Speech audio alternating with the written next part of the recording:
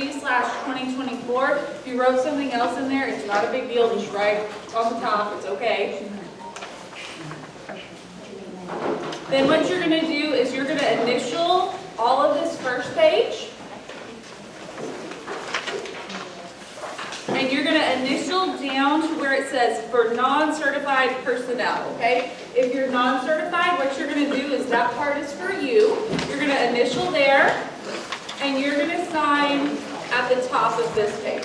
If you are certified, you're going to do this part right here. You don't need to sign here, okay, because this is for coordinators, but you do need to do this part, okay? If you will write Moulton High School, if you have pink, if you will write Moulton Elementary, if you have purple. It's right there at the bottom. It's okay. The what? Oh, sure, yeah. Okay, so on the front page, write Lavaca County, that's where you are. You're going to write 2023, 2024 at the top. If you wrote something else, it's not a big deal, just write on the side. You're going to initial this first page. You'll initial the second page down to right here where it says non-certified. If you're non-certified, you're going to keep going and you're going to do the top of this. You do not need to do this middle part, but you do need to sign this bottom part if you are a certified staff member, okay?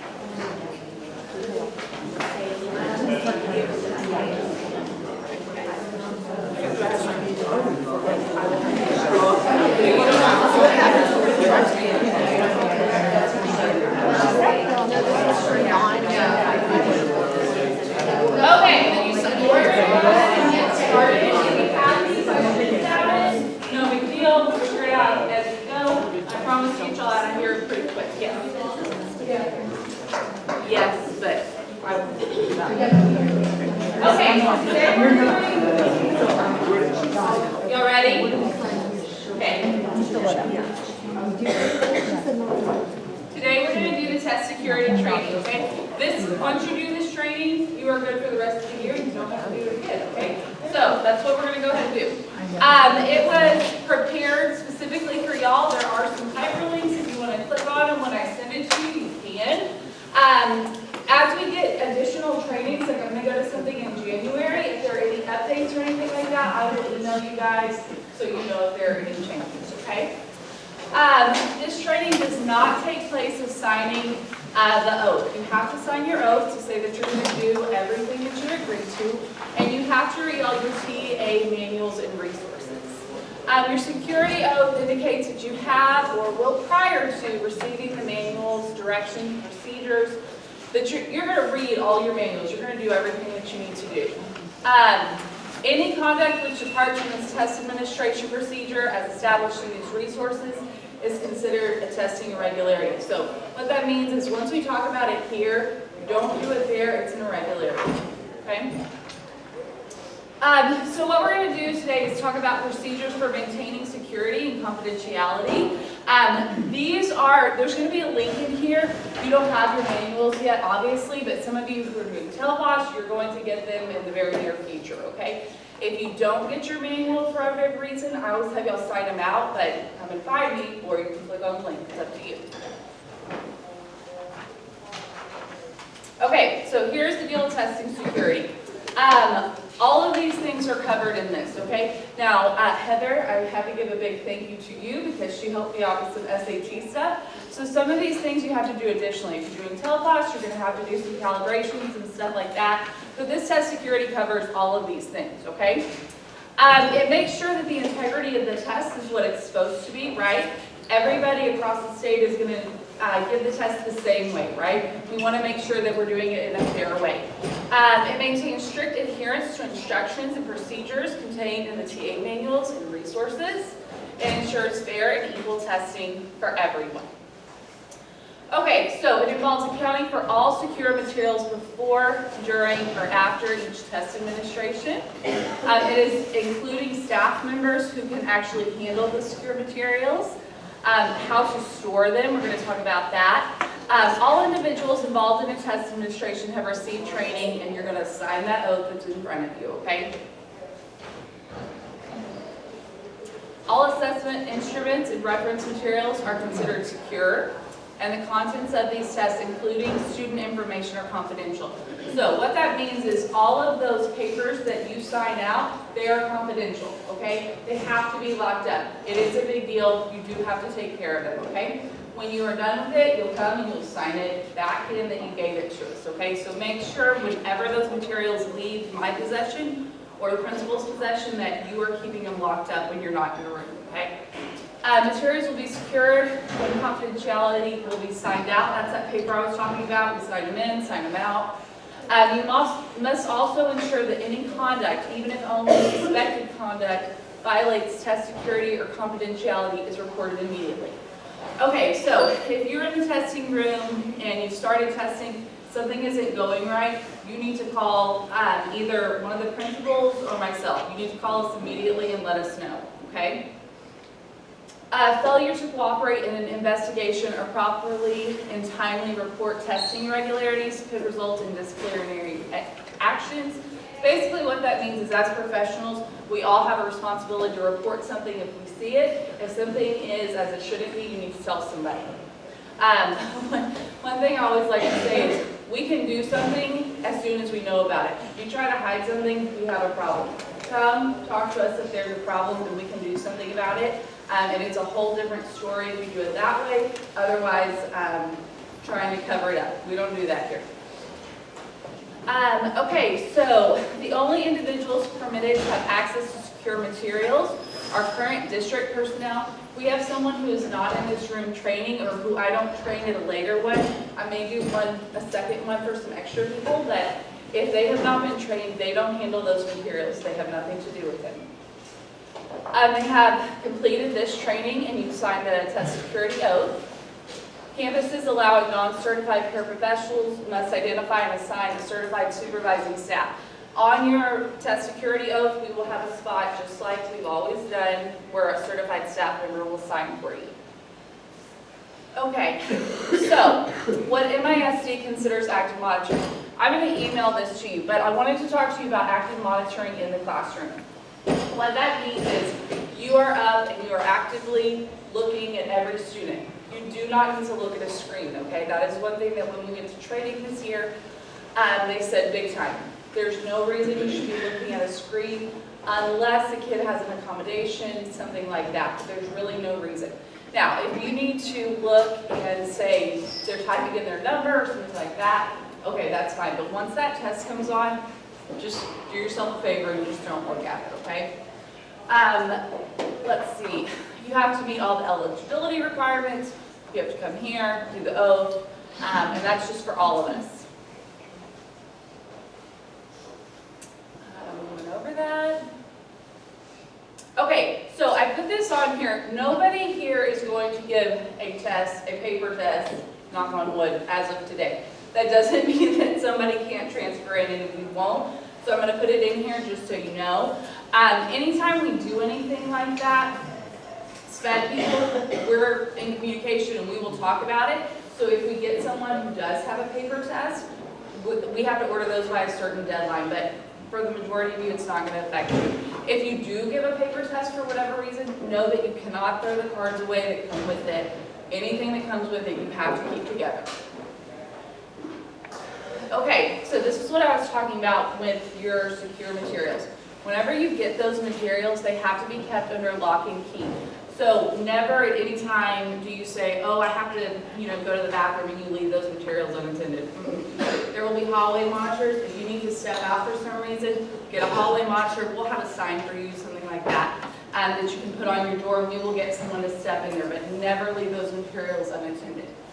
So those things that are included in this are your students' test tickets, your online session IDs, the actual online assessment. And I wanted to tell you all this because this is kind of a change, okay? If you have a kid who's taking a test and they say, I need to go to the bathroom real fast, you're going to pause their test now, okay? There is a thing on there. It is easy to use. It's not hard. You can go on the practice test if you want, but you're going to have them pause that test, and then when they come back, they will need their test ticket. So I would not take their test ticket from them. Sorry, I'm a little winded.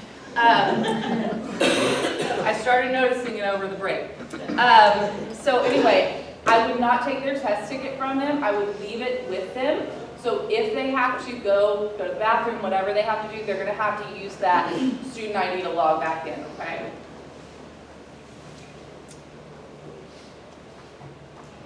Okay, in addition to that, also just all of these things, your online assessment, your paper test booklet, those image cards I was telling you about, holistic ratings, calibration, anything like that, scratch paper, reference materials, anything like that.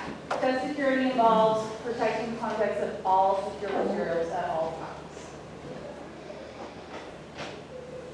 Okay, non-secure test materials do not have to be locked away, but it's best practice to keep together. When I give the SAT, when I administer anything like that, they all go in the same bucket, right? And I treat them all the same. That way nothing gets lost, nothing is in question.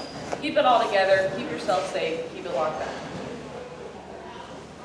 Okay, procedures for pickup. This is what I was talking about with the sign in and sign out. Elementary, what we did last year and what we'll do again this year is that office, that meeting room right here in the front office. That's where you'll sign in, that's where you'll sign out, all that good stuff. High school will be in Penny's office, okay? So that's where you'll come and get your stuff. Yeah, again, just do not leave your materials unattended. Make sure you take care of it. Okay, testing irregularities. These are the most procedural testing irregularities are the most common. They happen, okay? We're going to do everything to make sure that they don't. Again, if you see something, you need to say something immediately, right? They reflect minor errors or deviation in testing procedures. They do not represent severe breaches of security or confidentiality, and they must be reported. So, you can have a monitoring error, a accommodation error, a training error, an eligibility error, and improperly accounting for secure materials. That's what I keep saying, make sure they're locked up, okay? Okay, so it's serious irregularity. This is where it gets a little bit different. Constitutes a severe violation of test security or confidentiality. Must be investigated by the campus coordinator immediately. Requires the campus to call student assessment immediately. So whenever, should this happen, I'll have to contact TEA, we'll have to do an investigation, there will be a procedure of things that you, the students involved, all of those things will have to account for. It can result in individuals responsible being referred to TEA, education, certification, and standard division for disciplinary action. There's a minimum of a 1-year suspension of the education license when he or she is accused of a serious testing violation. Okay, so what does this mean? It constitutes a severe violation of test security or confidentiality. Again, we have to look into it, it has to be reported, and there are big consequences for it. Okay, we started doing this last year, but we're going to continue doing it this year. So, when you are actually giving the test, what's going to happen is we have an NISD telecommunications policy, okay? What that is it's a piece of paper and it says on the top exactly what we do. You can't have you can't have a smartwatch, you can't have your phone, you can't be on your computer, you can't do any of that. Every student and the test administrator will sign that piece of paper, so when we get it turned in, so y'all are nodding because y'all remember it, but every single person will sign that, okay? So don't come back and say, oh, well, I don't have it. Well, I'm telling you right now, I need you to have that, I need you to sign it, and I need your kids to sign it. Okay, so it will need to be signed. It doesn't look exactly like this, but I'll have a spot where everybody can sign, okay? Make sure that you read this to students prior to each test administration. If a cell phone or unapproved technology device is located in the student's possession, an investigation will be conducted, and the determination of cheating will be made. Test administrators should be reading this. Student cheating. Okay, so if we had an incident of student cheating, the campus will determine if the student has been involved in cheating or on a state assessment. We have some things that we are required to do. If we decide that that is true, that did happen, that those scores can be invalidated, an incident report will have to be submitted. There are a series of steps that we're going to have to go through if that occurs. Students using electronic devices to capture or transmit secure test content. is a serious violation if a student photographs, duplicates, or transmits secure test content or disseminates this information using an electronic device. Student assessment must be contacted immediately. A campus may be asked to submit an online incident report. We would be. And the student test results will be invalidated.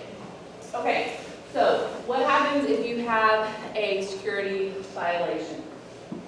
Invalidating students' test results, you are referred the certified educators to the State Board of Education for sanctions, lowering the school district's accreditation status or school district's or campus accountability rating, or appointment of a monitor, conservator, or management to the district.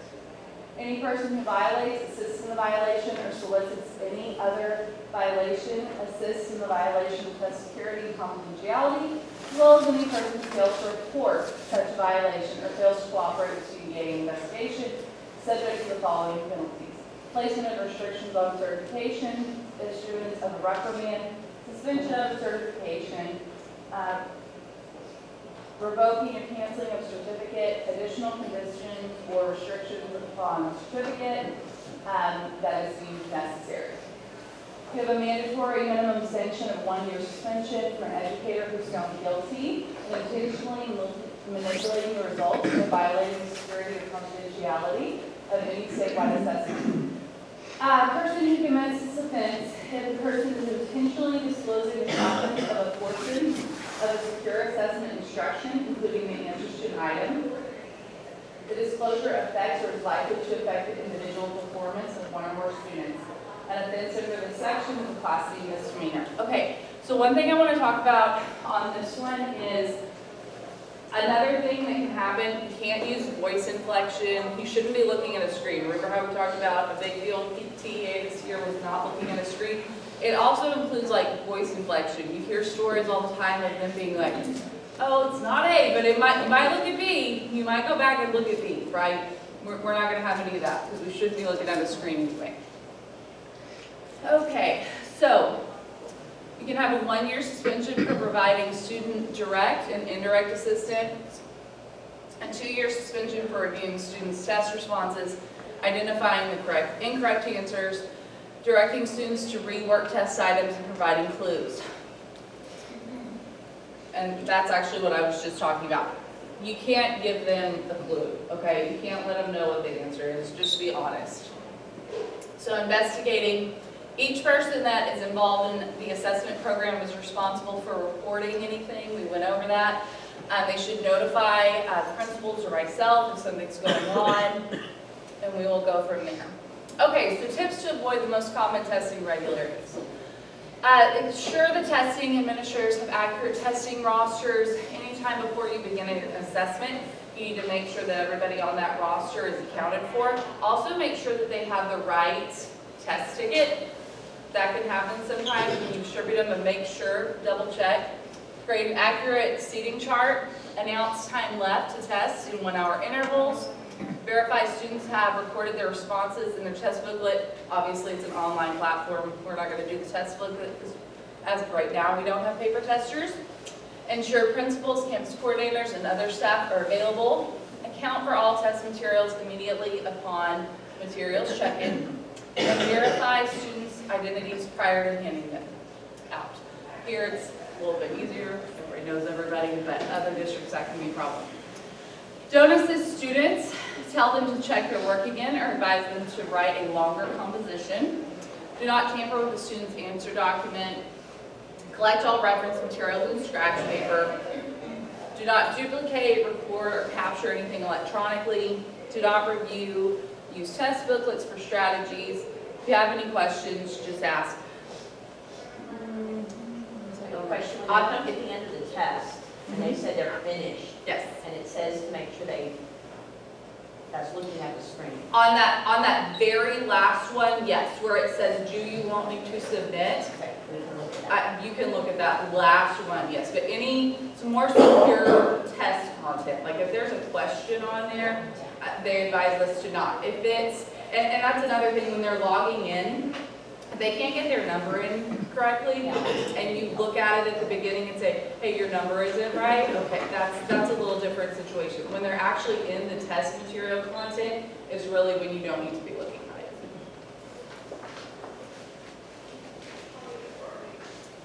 Okay, verify your testing roster, you will have those. Oh, another thing I wanted to tell you is they will be coming around probably this month in January, and I'll have everybody sign off for whatever accommodations you need, okay? And if they need to be changed or updated, just let me know and I will make those changes, okay? Verify each student is taking the correct grade level assessment. This goes kind of along with your question. If it says the wrong thing on that screen, can you look at that on that portion? Yes. Like if it says, that should never happen, but if it does, yes, let me know. Make sure you have the correct test version, all of that. And if you have any, when we're doing interims, we have 2 more rounds of interims to do, but all those little computer glitches should also be taken care of, before then. Okay, those are good. Know your 504, you'll all know these, but know your 504, your RTI, all of those, know what they need. If they receive a designated support or something that they're, okay, so if you see someone and they're getting a support that they're not supposed to have, stop testing right then and let me know, okay? Or if you see that they're supposed to have oral administration and they don't, again, stop and let me know, we'll take care of that. Pay attention to supplemental aids, make sure you have what you need for testing. Ask the CTC if they will review your testing rosters and material when you pick them up. Make sure you have the correct test version. Verify your testing roster. We've gone over that. Never leave testing students. We talked about materials a lot, but that also goes for students. Don't leave students alone. There will be a monitor for when they go to the bathroom, all that. So just, there's only one student in there at a time. Monitor students closely. I will email y'all what active monitoring is if you have any questions. Be sure students are not communicating with each other. You should be silent in the testing room. Notify administrator and coordinators right away if you see improper student behavior. Be sure to remind students to answer electronically. You can, they know how to do that. They've practiced. Okay. Verify all testing areas are free from instructional displays. Okay, I did want to talk to you all about this a little further than just that. When you're covering your room, everyone will come around and check, but anything that is academic content needs to be covered, okay? Cover it up with butcher paper. If you have a question about that, come ask me. If it's a little flower on the wall, especially for elementary, if it has a little flower on the wall or whatever for display, that's not academic content, okay? That's okay if you have a little flower or whatever display. But anything, like if you have flags, if you have a math chart, if you have anchor charts, anything like that, do make sure that that is covered. Campus personnel should be available to properly monitor. Make sure you have that, again, that seating chart. For breaks in testing which require the time clock to be stopped, ensure the testing administrators record the stop and start retimes. You will only have, this is something that's new that you do need to know, there is only 7 hours that a student can test this year, okay? Before it was into the school day. Okay, some people took that to mean they tested until like 8 p.m., okay? And I'm not joking, some schools went that long. No, you have 7 hours to test, okay? So we're gonna start like as close to 8 a.m. as you can, but you have 7 hours.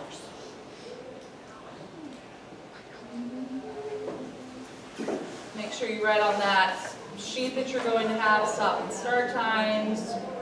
You should be good. Okay.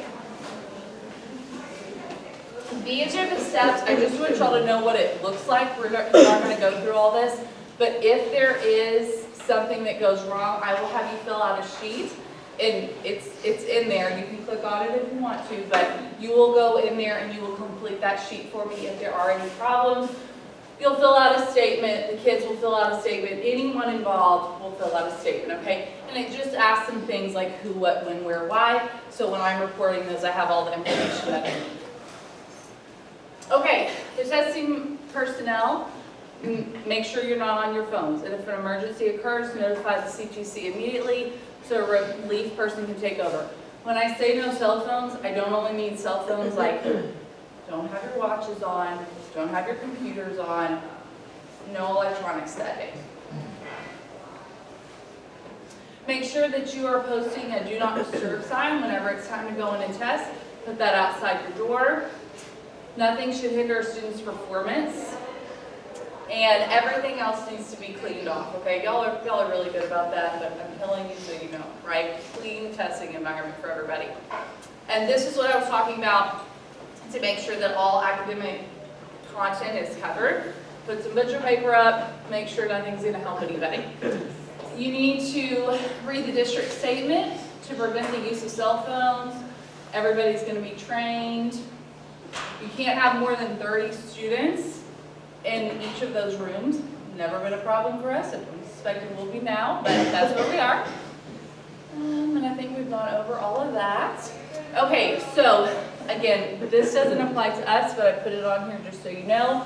Some things will have a barcode if needed, but we're not in that situation. If we do, there it is. So, okay, so this is again, can't have any cell phones. It shouldn't be an issue, but it is a big deal, and I wanted to reiterate that. Okay, technology use during assessment, one more time. When using allowable or approved technology-based accommodations, the following guidelines must be met. Again, we don't have anyone who has this, but in case we do, I will train you on that additionally, okay? Anybody have any questions? No? It's riveting, right? Yeah. Okay, and that's all I have for you. And what I do need, if y'all will give me back, just put the pink stack over here with the pink and the purple with the purple. Do you have the county number?